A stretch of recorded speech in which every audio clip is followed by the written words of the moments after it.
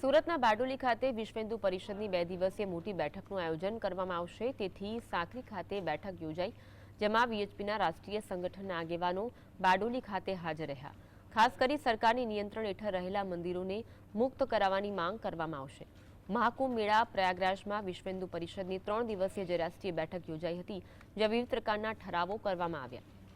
એ ઠરાવો અંગે હિન્દુ સમાજ જાગૃત થાય હેતુ સાથે હવે દેશના વિવિધ રાજ્યોમાં અને જિલ્લાઓમાં વિશ્વ હિન્દુ પરિષદ રેલીઓ, જાહેર સભાઓ અને બેઠકોનું પણ આયોજન કરનાર છે।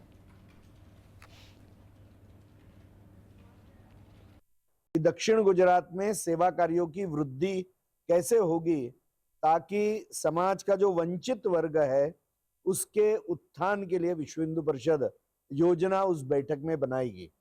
साथ साथ में जो वनवासी क्षेत्र है और नगरों की भी जो सेवा बस्तियां हैं वहां पर क्रिश्चियन मिशनरियों द्वारा जो अनेक प्रकार के षड्यंत्र चल रहे हैं, तो वो रोकने के दृष्टि से और ये मतांतरण का षड्यंत्र रोकने के लिए विश्व हिंदू परिषद और क्या क्या कार्य करेगी इसकी भी